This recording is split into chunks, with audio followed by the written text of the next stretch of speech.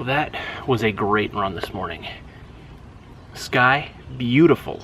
Temperature, perfect. Definitely hope that stays the norm for these morning runs. Getting up at 5 and running outside is so much better when it's a day like today.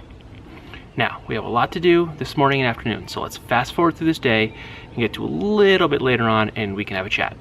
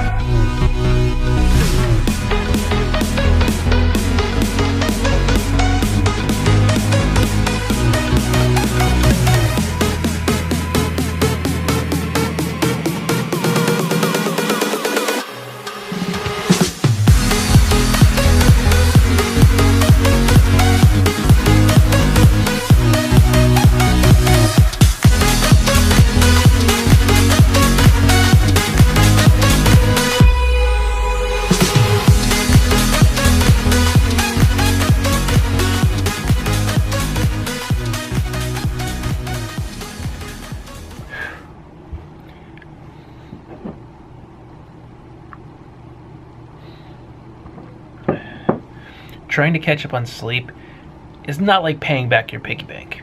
You can't borrow $2 and then put $2 back in and be back to even. I got more sleep last night than I've gotten the night before, and more sleep the night before I got the night before that. But you can't just get an extra hour here, an extra hour there, and you're A-okay. I need like a 14-hour sleep day. I'm falling apart here. I want to briefly talk about cameras, specifically Canon 70D, the Sony A7s Mark II, the Sony A6500, and the Lumix GH5.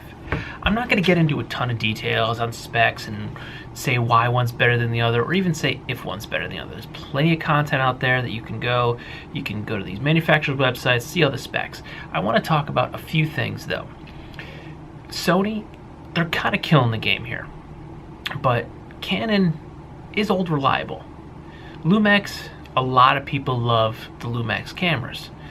The main thing that separates all of these cameras are the sensor. The 70D and the 6500 are both a crop sensor at 1.6.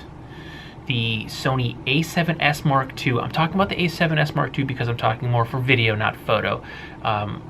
So I'm not going to discuss the A9, which just came out, well, just got announced, or the A7R Mark II, because those are photography-based cameras. But the A7s Mark II is a full-frame camera, and then the GH5, yes, the GH5, I didn't think I said it right, is a micro four thirds. The main difference, we'll just use a 10mm lens, for example. A 10mm lens on a full-frame camera is 10mm. A 10mm lens on a crop sensor camera is whatever the crop factor is. The 70D and the 6500 are both a 1.6 crop factor, so your 10mm lens becomes a 16mm lens. On a micro four thirds, it's effectively cut in half, so your 10mm lens is a 20mm lens. If you're looking for a telephoto or zoom lens, it's going to work in your favor. But if you want to get wide, it kind of works against you. Now, I like the Canon 10mm. I really like the 10-18 right now because it gives me like a 16mm fully wide. And I really like that shot. It's really good for vlogging, which is predominantly what I'm doing. Now, With the micro four thirds, that means I'm gonna have to get an 8mm lens. I don't know if they make an 8mm lens, but that's the shot I would like. I just put it away, but I have a Canon 17 to 44, I think, something like that. I don't remember. I haven't used it in a while because I haven't used the T3i in a while, but it's works lens, and I borrowed it to do some test shooting with it, and I didn't like it. It wasn't wide enough. I couldn't get the shot I liked, so I went back to my 10 to 18 or my 10 to 22 Canon lens. So the Canon 70D and the 80D as well, and the 6500 are all a crop factor of 1.6. So I'm effectively getting a 16mm lens on the 70D if I got a 6500, or an 80D with a 10mm lens. You may have seen a lot of big YouTubers, namely Casey Neistat and John Olsen, have switched to the GH5. If you didn't see Casey's video the other day, it's kind of funny. He says all the good things about the Sony cameras and then all the bad things about the GH5, and then says he prefers the GH5. And honestly, I think the GH5 is solely the top camera right now because of the flip out screen. If Sony only did a flip out screen, then any of the Sony cameras would be killing it right now, which they already are. The only plus, there's two pluses that Casey talks about, and it's the stabilized sensor on the GH5, which is amazing. That really is, that's awesome. So great. And the one thing which he mentioned, I didn't know because I didn't really look at this camera, is the input jack for the audio for your microphone. It's its standalone little jack, which is great because you don't have this big, and I don't even have a Canon in this office to show you, but you don't have that big door flapping around, you know, that big chunk of rubber that you have other inputs in. Like, it's just a single piece that you stand alone. It's great. It's really nice. It's something small, but he was showing the touch screen. I would be able to get my head around it. The record button on this, it actually has a red dot and it says REC next to it, so I always know when I'm recording. I'm shooting on the G7X right now. With the GH5, it looked like an orange flashy light, and I guess there's a sub menu that pops up and covers it, and I didn't like that interface at all, and he didn't either, which I didn't really look into the camera because I'm not interested in it, because I can't wrap my head around micro four thirds for vlogging. It's just, vlogging, you want a wide shot because you're talking into the camera. With that micro four thirds, you're not going to get the shot you want. Then you go into Sony, A6500, great camera, or the A7s Mark II, like double the price for the body. I personally want to get an A6500. I'll tell you why I want to switch from Canon to Sony, and I'll show you the camera that I want to sell. But first, the frame rate, amazing. Sony versus Lumix, the Sony 6500 and the A7s Mark II in 1080 both shoot up to 120 frames per second. The Lumix, 60 in 1080. So if you're trying to do 60 for slow-mo is great, but 120 if you want to do something super slow-mo, you want to go Sony. Now, A6500 to GH5, $2,000 for the GH5, $1,400 for the A6500, and right now B&H has a deal where you get an extra battery, free 64 gig card, and a carrying case for that price. So you get all those three bonuses for free, and the battery is a plus because no matter what, you're going to need 3 to 5 batteries for just about any camera. And then you have the Sony A7s Mark II. The main difference for a vlogger anyway between the 6500 and the A7s Mark II is the 6500 has amazing autofocus. It's just amazing. And then the A7s Mark II has amazing low light ability. So let's roll into Canon here, and Canon is just old reliable. Casey Neistat pitched that 70D, then he switched over to the 80D, and there's not much of a difference between the 70 and the 80. The Canon interface is just, to me, I think it's perfect. The touchscreen's great. The camera is super, super, super comfortable in your hand. It feels right. And it's just, I honestly don't want to sell my 70D. I wish I had the money to just buy a 6500. Now, I said a few days ago that I was selling my 70D, and I actually got a lot of inquiries, people asking me why, people asking me how much, what's included. So I'll tell you why, and then I'll show you what's included. The reason I'm trying to sell it is I have a web series that I'm working on with a company, some freelance work. They want everything in 4K. In addition to that, they deal with ammunition, I believe archery, and like exploding targets and things like that. So I need that higher frame rate. I need that 120 frames per second so I can get super smooth slow-mos of an exploding target. I honestly wish I had the money to just go and buy a 6500 and keep my 70D, because I love that camera. That is a great camera. And I know the second I try to vlog with the 6500, I don't have that flip out screen.